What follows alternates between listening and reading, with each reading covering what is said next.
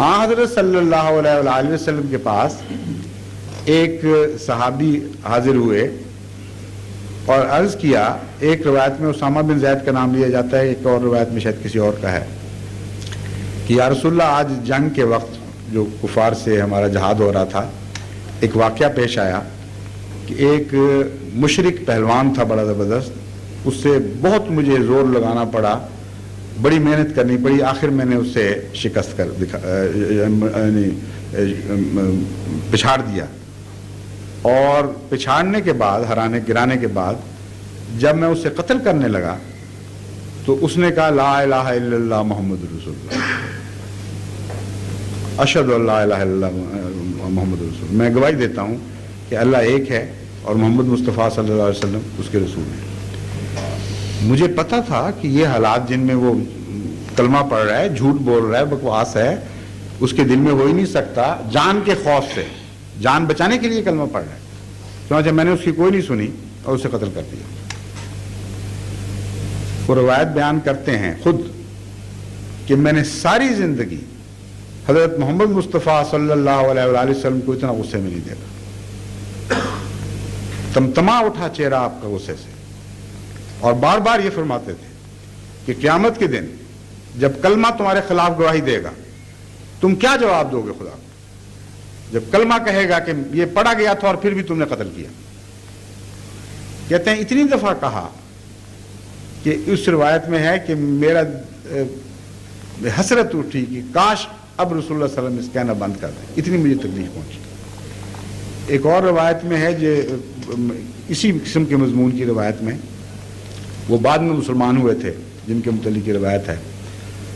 انہوں نے کہا کہ جب میں نے رسول اللہ صلی اللہ علیہ وسلم کو یہ بات اپنا واقعہ سنایا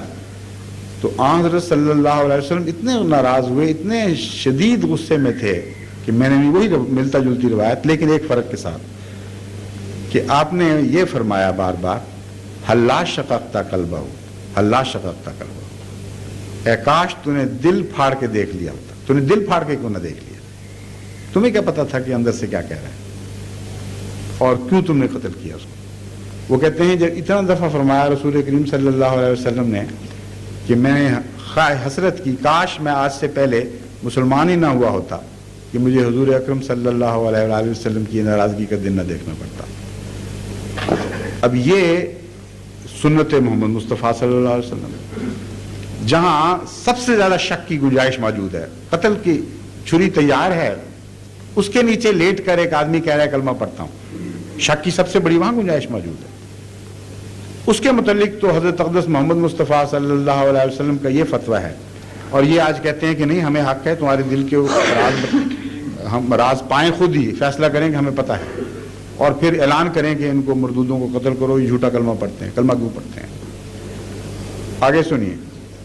قرآن کریم گواہی دیتا ہے، سورہ منافقون میں اللہ تعالیٰ فرماتا ہے کہ اذا جاءک المنافقون قالوا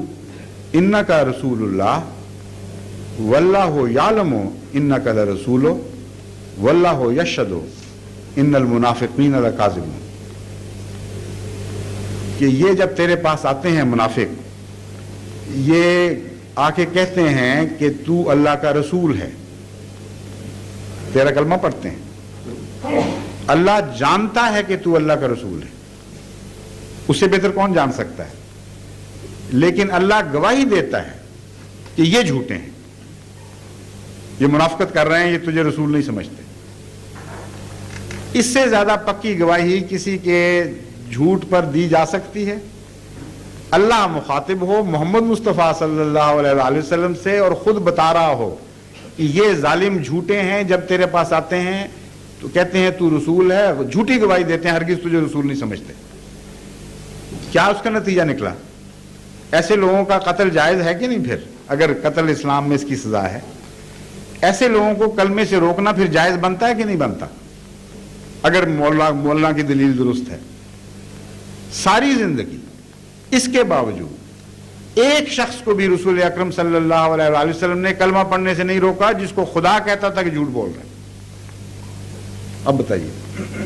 یہ اسلام کی پیروی کر رہے ہیں یا کسی اور دین کی پیروی کر رہے ہیں؟ چیلنج ہے میرا، ساری زندگی حضرت اقدس محمد مصطفیٰ صلی اللہ علیہ وسلم کی 23 سالہ زندگی نبوت میں ایک شخص کو بھی کلمے سے روکا ہو یا کسی کو کلمے سے روکنے دیا ہو، اور خدا گواہی دے رہا ہے کہ جھوٹ بول رہے ہیں، کلمہ نہیں پڑھ رہا ہے، اندر سے کچھ اور کہہ رہے ہیں، بکواس کرتے ہوں گے دل کے اندر، لیکن پھر بھی یہ حکم۔ اس کے برعکس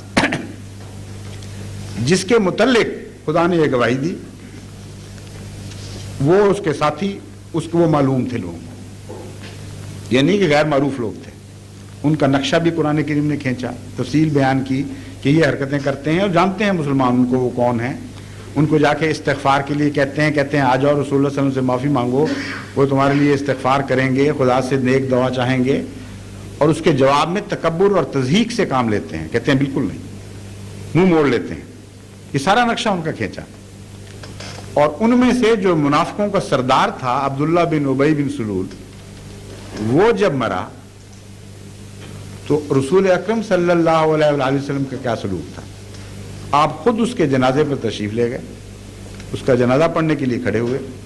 حضرت عمر رضی اللہ تعالیٰ عنہ بیان کرتے ہیں کہ میں سامنے چلا گیا، دو بدو چھاتی کے ساتھ چھاتی سامنے کر کے میں نے عرض کیا کہ یا رسول اللہ، ان کے متعلق قرآن یہ کہتا ہے، کیا آپ پر یہ قرآن نازل نہیں ہوا کہ یہ منافق ہیں، یہ ایسے ہیں، یہ ایسے ہیں؟ اور جو ان میں سردار ہے جس نے آپ کے متعلق یہ خطرناک بکواس کی، اتنی ذلت امیز باتیں کی، اور آپ کو اپنی طرف سے ناپاک زبان بول کے ذلیل کرنے کی کوشش کی، یہ وہ ہے کہ نہیں؟ آپ مسکراتے رہے۔ حضرت عمر کہتے ہیں سنتے رہے بات چپ کر کے، فرمایا اس کے باوجود آپ ان کا جنازہ پڑھتے ہیں۔ رسول اللہ صلی اللہ علیہ وسلم نے فرمایا، اور پھر یہ بھی کہا کہ اللہ تعالیٰ آپ کو کہتا ہے کہ تو ان کے لیے استغفار کرے یا نہ کرے، خدا بخشے گا نہیں ان کو، اب بتائیں ان کا جنازہ کیوں پڑھتے؟ رسول اللہ صلی اللہ علیہ وسلم نے فرمایا کہ جب تک خدا مجھے جنازہ پڑھنے سے حکماً روک نہیں دیتا، میں پڑھوں گا اور استغفار کروں گا، اور اگر مجھے علم ہو جائے کہ 70 مرتبہ سے زیادہ استغفار کرنے سے خدا ان کو بخش دے گا تو میں 70 سے زیادہ مرتبہ ان کے لیے استغفار کروں اور جنازہ پڑھیں۔ حضرت عمر رضی اللہ تعالیٰ عنہ فرماتے ہیں کہ ساری عمر میں شرمندہ رہا، یعنی اس بات کا اظہار کہ مجھے سوچی کیا، کلام اللہ کا رسول اللہ صلی اللہ علیہ وسلم پر نازل ہوا، وہ بہتر سمجھتے ہیں، اور میں اٹھ کے آپ کو قرآن کے معنی بتا رہا تھا کہ یہ معنی ہے، یہ معنی ہے، لیکن جو بات نعوذ باللہ رسول اللہ صلی اللہ علیہ وسلم کو پتہ نہیں تھی، جو بعد میں حضرت عمر کو سمجھ آ گئی، آج ان مولویوں کو سمجھ نہیں آ رہی۔ جو کہتے ہیں جو رسول اللہ صلی اللہ علیہ وسلم کو پتہ نہیں تھی وہ ہمیں پتہ ہے، یہ مطلب ہے قرآن۔